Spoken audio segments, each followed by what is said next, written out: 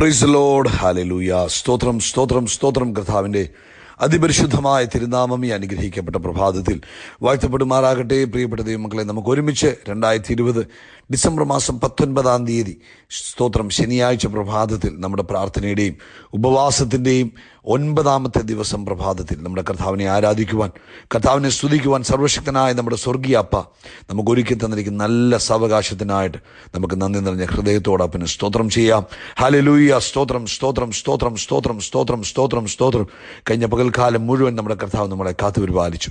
അനർത്ഥങ്ങൾ, അപകടങ്ങൾ, രോഗങ്ങൾ, ദുഃഖങ്ങൾ, കഷ്ടങ്ങൾ, പ്രയാസങ്ങൾ എന്നൊക്കെയും കർത്താവ് നമ്മളെ വിടുവിച്ചു. രാത്രിയിൽ നമുക്ക് നല്ല ഉറക്കം നിന്നു സ്വസ്ഥമായി ഉറങ്ങുവാൻ കർത്താവ് നമ്മളെ സഹായിച്ചു.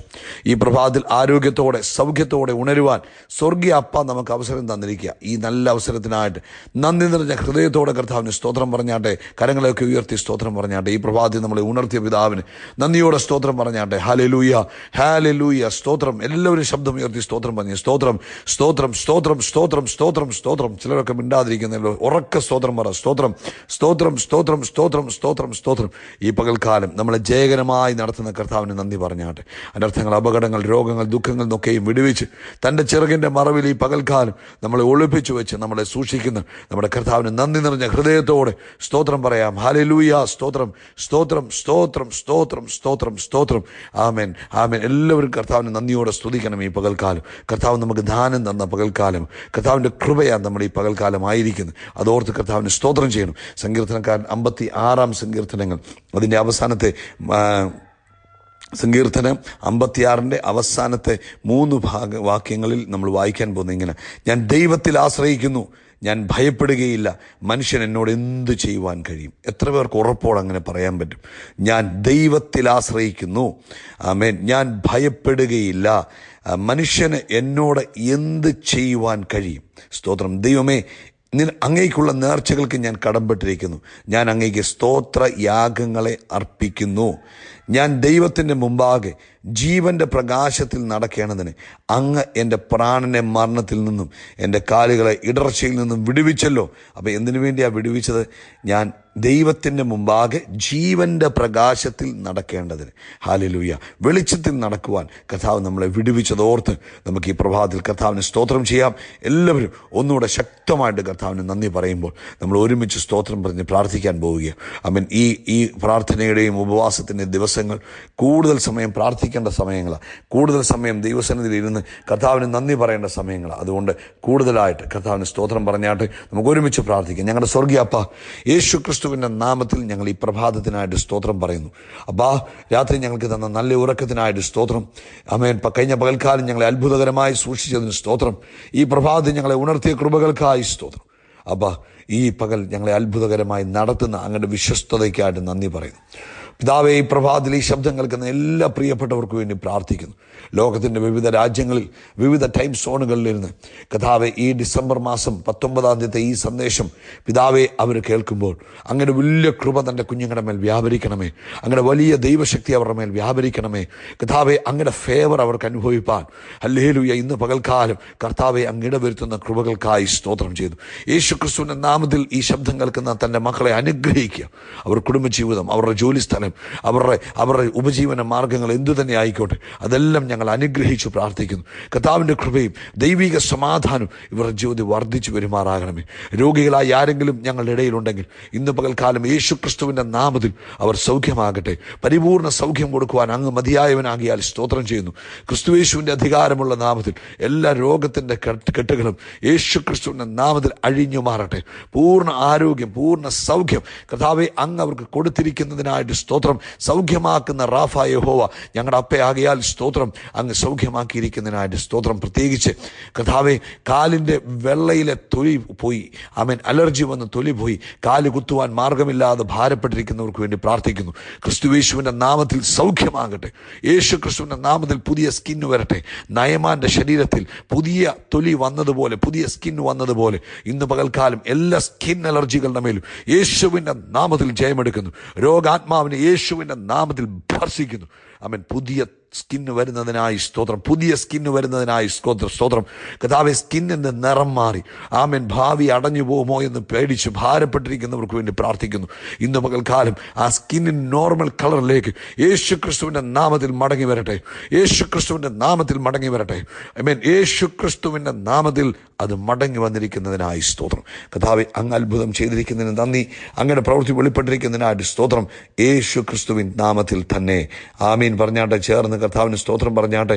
ഹല്ലേലൂയ. സ്തോത്രം, സ്തോത്രം. പ്രിയപ്പെട്ടവരെ, ഇന്ന് നമ്മുടെ ഉപവാസത്തിൻ്റെ 9ാമത്തെ ദിവസമാണല്ലോ. നമുക്ക് വൈകിട്ട് ഇന്ത്യൻ സമയം കൃത്യം 9:30 ഇന്ത്യൻ സമയം 9:30 നമ്മുടെ മീറ്റിംഗ് ആരംഭിക്കുന്നത്. നിങ്ങൾ പ്രാർത്ഥനയോടും ഉപവാസത്തോടും ആയിരിക്കണം ഈ പകൽക്കാലം. എന്നിട്ട് വൈകിട്ട് നമുക്ക് ഒരുമിച്ച് സൂമിൽ നമുക്ക് കർത്താവിനെ ആരാധിക്കാം. ഇന്ന് വായിക്കേണ്ട വേദഭാഗം മർക്കോസിൻ്റെ സുവിശേഷം 10 മുതൽ 13 വരെയുള്ള അധ്യായങ്ങൾ, അപ്പോസ്തല പ്രവൃത്തി 11ഉം 12ഉം, അതുപോലെ തന്നെ ഗലാത്യ ലേഖനം 1 മുതൽ 6 വരെ, വെളിപ്പാട് പുസ്തകം 9ാം അധ്യായം. ഇത്രയും കാര്യങ്ങളാണ് ഇന്ന് വായിക്കേണ്ടത്. ഇന്നലെ വായിക്കാത്തവർ നിശ്ചയമായിട്ടും ഇന്ന് വായിച്ചിരിക്കണം. പെൻഡിങ് വെക്കരുത്. പെൻഡിങ് വെച്ച് കഴിഞ്ഞാൽ പിന്നെ ബുദ്ധിമുട്ടാകും നിങ്ങൾക്ക്. അതുകൊണ്ട് നിശ്ചയമായിട്ടും ഇന്ന് വായിക്കേണ്ട ഭാഗങ്ങൾ ഇന്ന് തന്നെ വായിച്ച് മുന്നോട്ട് പോവുക. കർത്താവ് നിങ്ങളെ അനുഗ്രഹിക്കട്ടെ. കർത്താവിൻ്റെ കൃപയും സമാധാനവും നിങ്ങളുടെ ജീവിതത്തിൽ വർദ്ധിച്ച് വരുമാറാകട്ടെ എന്ന് പ്രാർത്ഥിക്കുന്നു. നമ്മൾ ഈ പ്രഭാതത്തിൽ കർത്താവിൻ്റെ വചനത്തിൽ നമ്മൾ കേൾക്കുക. ഓർത്തോണേ, വൈകിട്ടത്തെ മീറ്റിംഗ് മറക്കരുത്. ഈ ദിവസങ്ങൾ ഇനിയും ഈ വർഷം തീരുവാൻ, നമ്മുടെ പ്രാർത്ഥനയും ഉപവാസം തീരുവാൻ വളരെ കുറച്ച് ദിവസങ്ങൾ മാത്രമേ ഉള്ളൂ. അതുകൊണ്ട് എല്ലാവരും തന്നെ മീറ്റിങ്ങിൽ പങ്കെടുക്കണമെന്ന് സ്നേഹപൂർവ്വം ക്രിസ്തുയേശുവിൽ ഓർപ്പിക്കുകയാണ് കേട്ടോ. ദൈവം അനുഗ്രഹിക്കട്ടെ. നമ്മൾ ഇന്നലെ കേട്ടതിൻ്റെ ഒരു ഭാഗം കൂടെ നമ്മൾ ഇന്ന് ധ്യാനിക്കുവാൻ ആഗ്രഹിക്കുന്നു. 1 കൊരിന്ത്യർ 2-ാം അധ്യായം അതിൻ്റെ 16ാമത്തെ വാക്യമാണ് ഇന്നലെ നമ്മൾ കേട്ടത്. ക്രിസ്തുവിൻ്റെ മനസ്സറിഞ്ഞവനെ ഗ്രഹിപ്പിക്കുന്നവനാർ നാമോ ക്രിസ്തുവിൻ്റെ മനസ്സുള്ളവരാകുന്നു. നാം ആരുടെ മനസ്സുള്ളവരാ? യേശു ക്രിസ്തുവിൻ്റെ മനസ്സുള്ളവരാകുന്നു. എല്ലാവരും പറഞ്ഞ്, എനിക്ക് യേശു ക്രിസ്തുവിൻ്റെ മനസ്സാണ്. അത് എങ്ങനെയാണ് ലഭിച്ചത്? നമ്മൾ വീണ്ടും ജനിക്കപ്പെട്ടപ്പോൾ, നമ്മൾ വീണ്ടും ജനിക്കപ്പെട്ടത് കെടുന്ന ബീജത്താലല്ല, കെടാത്തതും നിലനിൽക്കുന്നതുമായ കർത്താവിൻ്റെ വചനത്താലാണ്. അപ്പോൾ ദൈവവചനത്താൽ ഒരു വ്യക്തി വീണ്ടും ജനിക്കപ്പെടുമ്പോൾ അത് വചനം ദൈവമാകുന്നു. അപ്പോൾ ആ വചനത്താൽ വീണ്ടും ജനിക്കപ്പെടുമ്പോൾ നമ്മളിലേക്ക് വന്നത് ദിവ്യ സ്വഭാവമാണ്. പത്രോസിന്റെ ലേഖനത്തിൽ ഇങ്ങനൊരു പദമുണ്ട്, നാം ദിവ്യ സ്വഭാവത്തിന് കൂട്ടാളികളായി തീർന്നു. ഏത് സ്വഭാവത്തിന്? ദിവ്യ സ്വഭാവം എന്ന് പറഞ്ഞാൽ യേശു ക്രിസ്തുവിൻ്റെ സ്വഭാവത്തിന് നമ്മൾ കൂട്ടാളികളായി തീർന്നു. അതുകൊണ്ടാണ് പറഞ്ഞത്, നിങ്ങൾ ദിവ്യ സ്വഭാവത്തിന് പങ്കാളികളായി തീർന്നു. എല്ലാവരും പറ, എനിക്ക് കർത്താവ് ദിവ്യ സ്വഭാവമാണ് തന്നെ. നമ്മൾ വീണ്ടും ജനിക്കപ്പെടുമ്പോൾ ദൈവത്തിൻ്റെ സ്വഭാവമുള്ളവരായി മാറി. അതാണ് ദിവ്യ സ്വഭാവം. അപ്പം ഞാനും നിങ്ങളും വീണ്ടും ജനിക്കപ്പെട്ടവരാകുമ്പോൾ നമ്മളെ തന്നെ നോക്കിയിട്ട് പറയണം, partakers of the divine nature, ദിവ്യ സ്വഭാവത്തിൻ്റെ കൂട്ടാളികൾ ആയി കർത്താവ് നമ്മളെ മാറ്റി. അതാണ് വീണ്ടും ജനനത്തിലൂടെ സംഭവിക്കുന്നത്. അതുകൊണ്ടാണ് പറഞ്ഞത്, വീണ്ടും ജനനം പ്രാപിക്കണം, യേശുക്രിസ്തുവിനെ സ്വന്തം രക്ഷിതാവും കർത്താവുമായി സ്വീകരിക്കണം. എങ്കിൽ മാത്രമേ ഈ ദൈവരാജ്യത്തിലെ അനുഗ്രഹങ്ങളിലൂടെ നമുക്ക് ഈ ഭൂമിയിൽ ജീവിപ്പാൻ പറ്റുകയുള്ളൂ, അവിടെ എത്തിച്ചേരാനും പറ്റുകയുള്ളൂ. ഓക്കെ, അപ്പം ഇന്നലെ നമ്മൾ കേട്ടു, യേശുക്രിസ്തുവിൽ ഉണ്ടായിരുന്ന ഒരു പ്രത്യേക ക്വാളിറ്റിയായിരുന്നു താഴ്മ. ആ താഴ്മ യേശുവിൽ ഉണ്ടായിരുന്നുകൊണ്ട് പിതാവ് എന്ത് ചെയ്തു? ഏറ്റവും യേശുവിനെ ഉയർത്തി, സകല നാമത്തിലും മേലായ നാമം നൽകി അവനെ ഉയർത്തി. അതാണ് പ്രിയപ്പെട്ടവരുടെ താഴ്മയുടെ പ്രതിഫലം എന്ന് പറഞ്ഞാൽ ഉയർച്ചയാണ്. ആമേൻ. ആരെങ്കിലും താഴുന്നെങ്കിൽ നോക്കിക്കോണം, അവരിൽ അഹങ്കാരം ഉണ്ടായിട്ടുണ്ട്. തകർച്ചയ്ക്ക് മുമ്പ്, വീഴ്ചയ്ക്ക് മുമ്പ് അഹങ്കാരമുണ്ടാകും. എന്നാൽ ഉയർത്തപ്പെടുന്ന ഒരു വ്യക്തി എപ്പോഴും താഴ്മയുള്ള വ്യക്തിയായിരിക്കും. താഴ്മയുള്ളവരെ ദൈവം ഉയർത്തും. അത് ഇന്നലെ നമ്മൾ പഠിച്ചു. ഇന്ന് പരിശുദ്ധാത്മാവ് നമ്മളോട് വീണ്ടും പറയുന്ന രണ്ടാമത്തെ ക്രിസ്തുവിൽ ഉണ്ടാകുന്ന ഒരു സ്വഭാവമാണ്. ക്രിസ്തുവിൽ യേശു ഈ ഭൂമിയിൽ ജീവിക്കുമ്പോൾ ദൈവത്തെക്കുറിച്ചുള്ള ചിന്തകൾ കൊണ്ട് എപ്പോഴും നിറഞ്ഞിരുന്നു. അല്ലെങ്കിൽ പിതാവിനെ കുറിച്ചുള്ള ചിന്തകൾ, അല്ലെങ്കിൽ നമുക്കിങ്ങനെ പറയാം, സ്വർഗത്തിലെ കാര്യങ്ങളായിരുന്നു എപ്പോഴും ചിന്തയിലുണ്ടായിരുന്നു. യോഹന്നാന്റെ സുവിശേഷം 2-ാം അധ്യായം 17-ാം വാക്യത്തിൽ ഇങ്ങനെ പറയുന്നു, അപ്പോൾ അവൻ്റെ ശിഷ്യന്മാർ നിന്റെ ആലയത്തെക്കുറിച്ചുള്ള എരിവ് എന്നെ തിന്നുകളയുന്നു എന്ന് എഴുതിയിരിക്കുന്നത് ഓർത്തു. അപ്പോൾ എപ്പോഴും യേശുക്രിസ്തുവിൻ്റെ മനസ്സിൽ എന്തായിരുന്നറിയാമോ? പിതാവുമായിട്ടുള്ള ബന്ധം, അല്ലെങ്കിൽ സ്വർഗീയ കാര്യങ്ങളെക്കുറിച്ചുള്ള ചിന്തകളായിരുന്നു. അപ്പം ക്രിസ്തുവിൻ്റെ മനസ്സുള്ള നമുക്കും എന്തായിരിക്കണം? എപ്പോഴും ഉണ്ടാകേണ്ടത് ഉയരത്തിലെ കാര്യങ്ങളായിരിക്കണം നമുക്കും എപ്പോഴും നമ്മുടെ മനസ്സിലുണ്ടാകും. അതുകൊണ്ട് വീണ്ടും ജനിക്കപ്പെട്ടു. അതാണ് പറയുന്നത്, കൊലോസ്യ ലേഖനം 3:1 പറയുന്നത്, ആകയാൽ നിങ്ങൾ ക്രിസ്തുവിനോടുകൂടെ ഉയർത്തെഴുന്നേറ്റിരിക്കുന്നു എങ്കിൽ ക്രിസ്തു ദൈവത്തിൻ്റെ വലത്തുഭാഗത്ത് ഇരിക്കുന്നിടമായ ഉയരത്തിലുള്ളത് അന്വേഷിക്കണം. നമ്മൾ എന്തന്വേഷിക്കുന്നവരായിരിക്കണം? എപ്പോഴും നമ്മുടെ മനസ്സ് കർത്താവുമായിട്ടുള്ള ബന്ധത്തിലായിരിക്കണം. നമ്മളിവിടുത്തെ ബിസിനസ് എങ്ങനെ വർദ്ധിപ്പിക്കാം, അല്ലെങ്കിൽ അതെങ്ങനെ ചെയ്യാം, ഇതെങ്ങനെ ചെയ്യാം, ഈ ലൗകിക കാര്യങ്ങളിൽ നിന്ന് നമ്മുടെ മനസ്സെടുക്കണം. യേശു ലൗകിക കാര്യങ്ങളിൽ വ്യാപൃതനായിരുന്നില്ല, എന്നാൽ ലോകത്തിലല്ലേ ജീവിച്ചത്. ലോകത്തിലെ കാര്യങ്ങളിലെല്ലാം ഇൻവോൾവ് ആയിരുന്നു. പക്ഷേ ഇതൊന്നും തൻ്റെ മനസ്സിലേക്ക് കയറി വന്നില്ല. ഇപ്പം വെള്ളത്തിൻ്റെ മുകളിൽ കൂടെ ബോട്ട് പോവുക, അല്ലെ കപ്പൽ പോവുക നമുക്ക് കാണാൻ കഴിയും. പക്ഷേ കപ്പൽ വെള്ളത്തിൻ്റെ മുകളില, വെള്ളം കപ്പലിനകത്ത് കയറിയാനുള്ള സ്ഥിതി ഓർത്ത് നോക്കിക്കേ. അങ്ങനെ ആയിക്കഴിഞ്ഞാൽ കപ്പൽ ഛേദം സംഭവിക്കും. വെള്ളം കപ്പലിനകത്ത് കയറാൻ പാടില്ല. കപ്പൽ വെള്ളത്തിൻ്റെ മുകളിൽ കൂടെ പോകാൻ പാടുള്ളൂ. വെള്ളം കപ്പലിനകത്ത് കയറിയാൽ ഓർത്തോണം, ആ കപ്പൽ നശിക്കപ്പെടാൻ പോവുകയാണ്. ഇതുപോലെ ഒരു ദൈവ പൈതലിൻ്റെ ജീവിതത്തിൽ ഒരിക്കലും അവൻ ലോക ചിന്തകൾ കയറാൻ പാടില്ല, ലൗകിക താല്പര്യങ്ങൾ കയറാൻ പാടില്ല. കയറിപ്പോയാൽ നശിച്ചു പോകാനുള്ള സാധ്യതയാണ്. അതുപോലെ കാരണം വീണ്ടും ജനിക്കപ്പെട്ടവരാ നമ്മൾ ഉയരത്തിലെ ചിന്തകൾ കൊണ്ട് നിറയേണ്ടവർ, ദൈവിക കാര്യങ്ങളിൽ വ്യാപൃതരായിരിക്കേണ്ടവർ, ദൈവിക ചിന്തകൾ കൊണ്ട് നിറയേണ്ടവർ. അതാണ് യേശു ക്രിസ്തുവിനെ കുറിച്ച് പറയുന്നത്. അവൻ ആലയത്തെക്കുറിച്ചുള്ള എരിവ് അവനെ തിന്നുകളഞ്ഞു, അല്ലെങ്കിൽ ഉയരത്തിലെ കാര്യങ്ങൾ മാത്രമാണ് യേശു ക്രിസ്തുവിനുണ്ടായത്.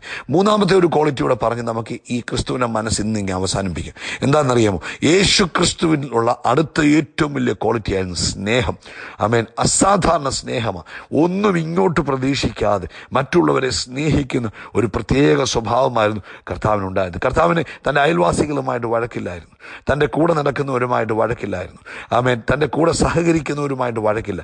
തന്നെ നിന്ദിച്ചവരോടോ, തന്നെ പഴിച്ചവരോടോ, തന്നെ ദുഷിച്ചവരോടോ, തന്നെ ഉപദ്രവിച്ചവരോടോ, അല്ലെങ്കിൽ തനിക്കെതിരായി സംസാരിച്ചവരോടോ ആരോടും യേശുവിന് യാതൊരു വിരോധവുമില്ല. കാരണം യേശുവിന് സ്നേഹം മാത്രം. യേശു സ്നേഹം നിറഞ്ഞ ഒരു കുടമായിരുന്നു. യേശുവിൽ നിന്ന് എന്ത് മാത്രമാണ് പുറത്തു വന്നുകൊണ്ടിരുന്നത്? സ്നേഹം മാത്രമാണ് പുറത്തു വന്നുകൊണ്ടിരുന്നത്. യേശു പറഞ്ഞു, ഞാൻ നിങ്ങളെ സ്നേഹിക്കുന്ന പോലെ നിങ്ങളും സ്നേഹിക്കണം. ക്രിസ്തുവിൻ്റെ മനസ്സുള്ളവരിൽ എന്തേ ഉള്ളൂ? പകയില്ല, പിണക്കമില്ല, വിദ്വേഷമില്ല, ദ്വന്ദ്വപക്ഷമില്ല. അവർക്ക് ഞാൻ ഇന്ന ആളുടെ പക്ഷക്കാരൻ, ഞങ്ങളെല്ലാം ഒരു ടീമാണ്, ഞങ്ങളെല്ലാം ഒരു ഗ്രൂപ്പ്, ആ ഒരു ചിന്താഗതിയിൽ അവർക്കെല്ലാം എന്തേ ഉള്ളൂ? സ്നേഹം മാത്രമേ ഉള്ളൂ. പ്രിയപ്പെട്ടവരെ, വീണ്ടും ജനിക്കപ്പെട്ട ദൈവവേദലെ, നിങ്ങളുടെ ഉള്ളിൽ ക്രിസ്തുവിൻ്റെ സ്നേഹം മാത്രമേ ഉണ്ടാകാൻ പാടുള്ളൂ. ലോകത്തിലുള്ള ലോക മനുഷ്യനെ പോലെ വൈരാഗ്യമോ, പിണക്കമോ, പകയോ, ദേഷ്യമോ, ആ ദേഷ്യത്തിൻ്റെ പേരിൽ കുതികാല് വിട്ടുക, അവർക്കെതിരെ സംസാരിക്കുക, അവർക്കെതിരെ വിരോധം പറയുക, ഇതൊന്നും ഒരു വീണ്ടും ജനിക്കപ്പെട്ട ദൈവ പൈതലിന് പറ്റിയതല്ല, അല്ലെങ്കിൽ ക്രിസ്തുവിൻ്റെ മനസ്സുള്ള ഒരു ദൈവ പൈതലിന് പറ്റിയ കാര്യമല്ല. അതുകൊണ്ട് ഇന്ന് പ്രഭാതത്തിൽ ഈ സന്ദേശം കേൾക്കുന്ന ദൈവ പൈതലേ, ഹല്ലേലൂയ, കർത്താവ് നിങ്ങളെ വിളിക്കുക. എന്ത് സ്വഭാവം വേണം? ക്രിസ്തുവിൻ്റെ സ്വഭാവം വേണം. നമുക്കറിയാം, താൻ ക്രൂശിൽ കിടക്കുമ്പോൾ തൻ്റെ പിതാവിനോട് പ്രാർത്ഥിച്ചെന്തോ, ഇവർ ചെയ്യുന്നത് എന്തെന്ന് ഇവരറിയായില്ല, ഇവരോടങ്ങ് ക്ഷമിക്കണം. അതായത് ഇവർക്കറിയത്തില്ല പിതാവേ ഇവർ ചെയ്യുന്നത് എന്താണെന്ന്, ഇവരോടങ്ങ് ക്ഷമിക്കണം. അത്രയ്ക്ക് വലിയ സ്നേഹമാണ് യേശുവിൻ്റെ ഉള്ളിലുണ്ടായിരുന്നത്. പ്രിയപ്പെട്ടവരെ, പുറമേ ഉള്ളതല്ല, അകമേ ഉള്ള സ്നേഹം. ഇന്നു പകൽക്കാലം വീണ്ടും ജനിക്കപ്പെട്ട എൻ്റെയും നിങ്ങളുടെയും ഉള്ളിൽ ഉണ്ടാകേണ്ട മൂന്നാമത്തെ ക്വാളിറ്റി, അല്ലെങ്കിൽ ഫസ്റ്റ് ക്വാളിറ്റി എന്ന് വേണമെങ്കിലും പറയാം, എന്താണെന്നറിയാമോ? സ്നേഹമാണ്. യേശു നിറഞ്ഞു നിന്ന സ്നേഹമാണ്. കൊരിന്ത്യർ ലേഖനത്തിൽ പൗലോസ് പറഞ്ഞു, നാമോ ക്രിസ്തുവിൻ്റെ മനസ്സുള്ളവർ. വീണ്ടും ജനിക്കപ്പെട്ട ഞാനും നിങ്ങളും ആറ് മനസ്സാവുള്ളത്? ക്രിസ്തുവിൻ്റെ മനസ്സാണ് നമുക്കുള്ളത്. നമ്മളിൽ എന്തേ ഉണ്ടാകാൻ പാടുള്ളൂ? സ്നേഹം മാത്രമേ ഉണ്ടാകാൻ പാടുള്ളൂ, കേട്ടോ. ഒന്നാമത് താഴ്മ വേണം, രണ്ടാമത് ദൈവത്തെക്കുറിച്ചുള്ള എരിവ് നമുക്ക് വേണം, മൂന്ന് നമ്മളിൽ സ്നേഹം വേണം. സ്നേഹം കൊണ്ട് നിറയണം. ഈ ഉപവാസത്തിൻ്റെ ദിവസങ്ങൾ നമുക്ക് ആ സ്നേഹത്തിൽ നിറയാനൊന്ന് പ്രാർത്ഥിക്കാം. കർത്താവിനോട് പറയാം, കർത്താവേ, എൻ്റെ ഉള്ളിലുള്ള പകയും ദേഷ്യവും വിദ്വേഷവും മറ്റുള്ളവരോടുള്ള വൈരാഗ്യ മനോഭാവങ്ങളും ഒക്കെ എന്നിൽ നിന്ന് മാറ്റി, കർത്താവേ, എന്നിൽ അങ്ങയുടെ സ്നേഹം കൊണ്ട് നിറയ്ക്കണമേ എന്ന് നമുക്ക് ആത്മാർത്ഥമായിട്ട് പ്രാർത്ഥിക്കാം. ഈ ഉപവാസത്തിൻ്റെ 9ാമത്തെ ദിവസം കർത്താവ് നമ്മളെ സ്നേഹം കൊണ്ട്, ദൈവിക സ്നേഹം കൊണ്ട് നിറയ്ക്കട്ടെ. അത് നമ്മിൽ നിന്ന് പുറത്തോട്ട് ഒഴുകട്ടെ. ഒരു ഡാമിൽ നിറഞ്ഞു നിൽക്കുന്ന വെള്ളം തുറന്നു വിടുന്നത് പോലെ നമ്മുടെ അകത്ത് നിറഞ്ഞു നിൽക്കുന്ന ദൈവത്തിൻ്റെ സ്നേഹം ഈ ദിവസങ്ങളിൽ അനേകരിലേക്ക് പകരപ്പെടുവാൻ, അനേകരിലേക്ക് ഒഴുകപ്പെടുവാൻ ഇടവരട്ടെ എന്ന് പ്രാർത്ഥിക്കുന്നു. കർത്താവ് നിങ്ങളെ അനുഗ്രഹിക്കട്ടെ. We are shining by the power of holy spirit. God bless you, God bless you, God bless you. നമ്മൾ തന്നെ നമ്മളോട് പറയണം, എടാ മോനെ, നീ ദിവ്യ സ്വഭാവം തന്നെ കൂട്ടാളിയാണ്. നമ്മളോട് പറയണം. എന്നിട്ട് പറയണം, നിന്റെ ഉള്ളിൽ സ്നേഹമല്ലാതെ വേറെ ഒന്നും വരാൻ പാടില്ല. കർത്താവ് അനുഗ്രഹിക്കട്ടെ, കേട്ടോ. വൈകിട്ട് ഒരുമിച്ച് നമുക്ക് കർത്താവിനെ ആരാധിക്കാം. God bless you, God bless you, God bless U.